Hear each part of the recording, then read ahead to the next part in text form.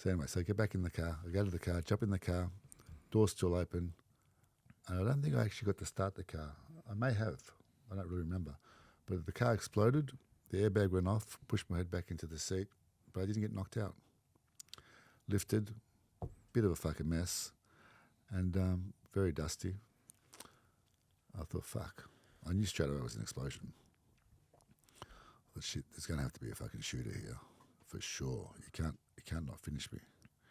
So I thought I'd better get out of the car. The last place you want to be is in the car. So I went to get out, and both my ankles were snapped. They were both broken from the pedals. They were a bit of a mess, actually. My right one in particular.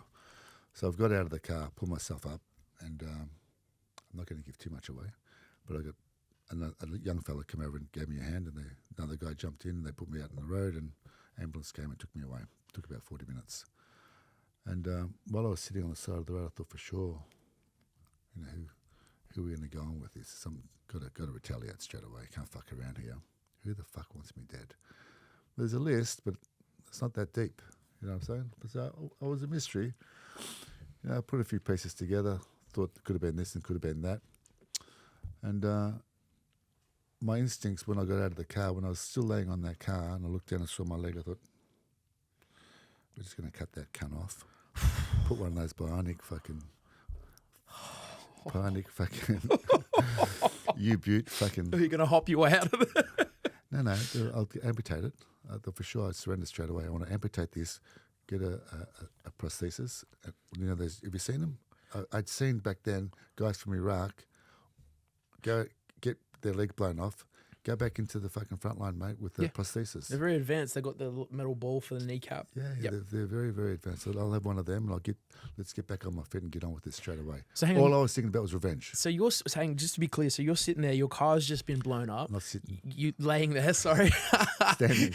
What? I was holding myself up with my arms between the door and the car. Really? With my knee in the door. Yeah, you could stand up? No, I couldn't stand. I had my knee positioned in the door, so it was jammed in the door, and I was just leaning on the car. And I thought, for sure, let's just get on with this. We're going to fuck around here. We'll cut that cunt off, get a prosthesis. It'll take 6 weeks. I'll be running around like a mad cunt. I love that you're thinking about this is how you're thinking right after Straight you've away. blown That's up. all I was thinking about, revenge. Who are we going to kill? How many of them can we get? Right. And then the strangest thing happened. When I got to the hospital and they've cleaned it up, the ambulance took me to a public hospital. They did a shit job of cleaning me up. And the surgeon's walked in. He's gone, you're gonna get infected. You're gonna have to lose it. We're gonna have to amputate your leg. And then when he said it, it wasn't such a good idea. When I thought, I didn't like the fact that he wanted to take my fucking leg. I said, why? I said, why do you want to cut it off, bro? He goes, look where you are. The dust on the windows was this thick. I said, you're going to get an infection. This hospital's over 100 years old. I said, I'm already organised a private hospital. I'm out of here. They're coming to get me in an hour, right? And he went into a bit of a panic. This is a really good surgeon, right? He said, no, you can't go yet. You have to go tomorrow. I need to do one more surgery, right? Best thing that ever happened. I mean, it was very uncomfortable because it was a real bad hospital.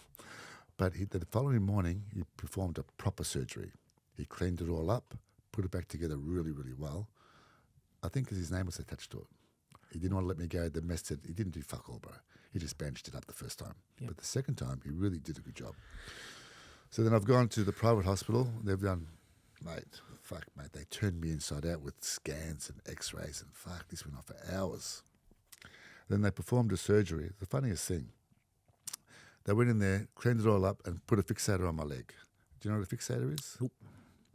It's 2 round rings and pins to support you. Put all your leg together to support it all. Yes, I did know that. And then the surgeons come through after they did that, and they said, no, brilliant. We've saved your heel. We've saved the ankle. It's all good. You won't need any more surgeries. We're done. I said, you're done? He goes, yeah, we're done.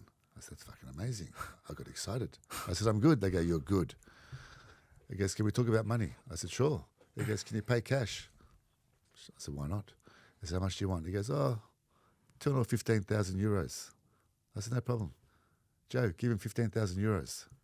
I said, that's it. He goes, that's it. He said, if it needs a clean up, we'll just do it for love. I said, okay. I said, this is fucking fantastic. 15,000 euros, we're done. There was a bird in the background hovering. I said, what does she want? He goes, don't worry, I'll get rid of her. So I paid him. He got rid of her. She came back the next day. She was the hospital administration. Yeah. I just paid the surgeon and his little team. I didn't realise. The hospital wanted 34 grand. Oh, right. So we fucking paid them, and this went on like this. It was so fucking funny. Looking back, it's funny. Yeah. Because then the anaesthetist walked in. Oh, here we go.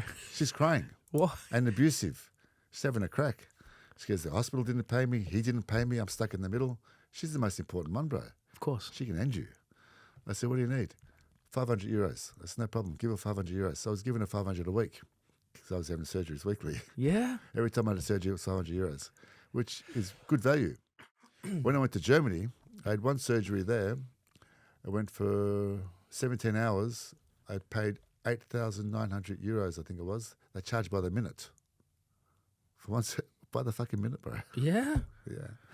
That was horrible. How much is it per minute? Out of curiosity. Oh, fuck the phone. I was highly medicated. So okay, so you go through your recovery, and I'm conscious of, like, I know there's only certain parts you can say about this, but one of the main audience questions I know that's going to come up is going to be like, to the extent you can talk about it, what was the aftermath like in terms of, because like I'm sure in your head you're thinking, I've got to figure out who did this. Like, what was that aftermath like to the extent you can discuss? Well, I'm like I said, I'm entrenched in the underworld. There's not many people in my world that I don't know and that don't know me. And the reach is very fucking long, mate. Like, it's international reach. So if something happens, generally we can find out who and why and where it came from. We for a year we drew blanks, not a clue. So much so that it makes me believe that it had nothing to do with the underworld. Because, everyone talks. There's always going to be a loose end somewhere. And it's been now 5 years and they still had no traction on who did it or why. So I've got no fucking idea, mate. How does that make you feel, knowing that you've not really kind of like... Ended it. Yeah. It's a bit frustrating, I have to say. But I mean, like, something will come out one day.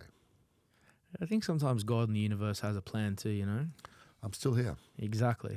I had policemen come into the hospital saying, just wanted to see for real, did you actually survive that? How the fuck did you survive that? Bro, I've seen the footage. It's fucking unbelievable. Yeah. It's unbelievable. So like, the key is tuck and roll, bro. I'll think about that next time my car gets blown up. but bro, not only that, like, I mean, I don't think people realize how big the explosion was. Oh, it was huge. I'm surprised no one else got killed from that explosion. 3 cars alongside all got fucking damaged. Whoever designated it probably did it a little bit too soon because my door hadn't been shut and I was in the car, but the door hadn't been shut. So those cars, there was a new Mercedes, they're designed for safety, that when you have a collision, the energy is dispelled around the driver to protect the driver. That and the explosion, I assume, was under the car. That would have probably, I think, would have rolled it under the car as I parked it. So that, and the fact that the door was open, maybe the energy was expelled outside the door. So I don't know.